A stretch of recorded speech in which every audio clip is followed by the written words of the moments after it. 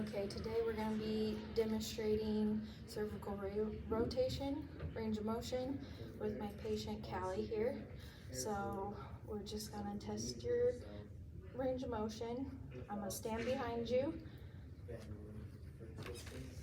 Make sure you're tall enough to be able to see their nose. So what you're going to do, your axis is going to be lined up with the top of their cranium. Your stationary arm will be the chromium. So first I'm just gonna palpate her chromium. Is that okay if I do that? Awesome, I'm gonna be right here. So line that up. And then your movement arm is gonna be their nose. So I'm gonna line up, make sure.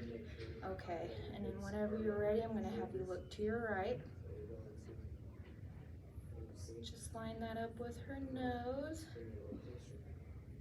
And then she has 75 degrees of rotation.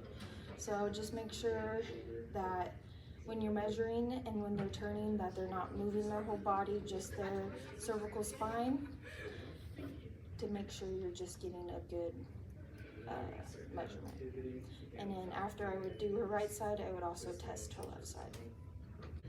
Okay, so now I'll be demonstrating how to do a shoulder abduction MMT. So first, just to make sure they have full range of motion, I'm gonna have you just bring your arm up as high as you can. So that will be a 3, like normal range is about as 180 degrees. So next, test her strength. We're gonna have you just put your arm out to 90 degrees. So for this MMT, it tests your supraspinatus and also the middle deltoid.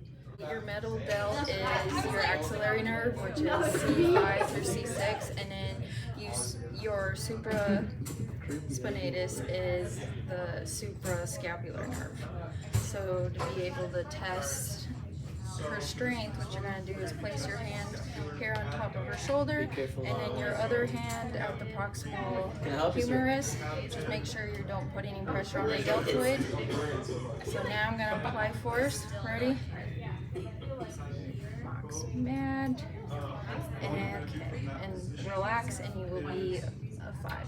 So if they can't do a 3 out of 5, what you're going to do is put them at anti-gravity position, which is supine, and then what you're going to have them do is just hold their arm and make sure they can do that movement, and if they can, that's a 2.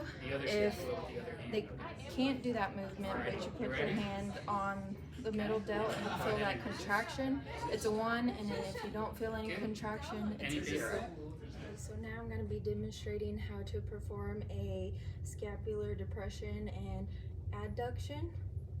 So on Callie, what I'm going to do to test 3 out of 5 is have her laying prone, how she is, and then I'm going to have her adduct her arm at 130 degrees.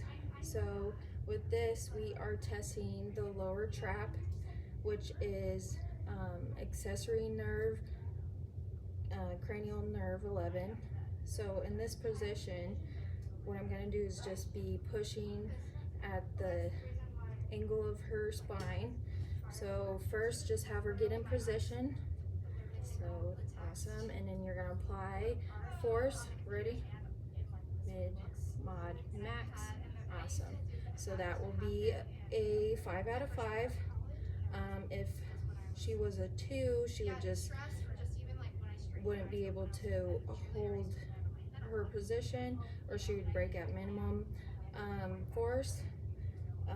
A 1, you would just palpate to make sure that the lower trap is contracting, and then a 0 would be no contraction at all.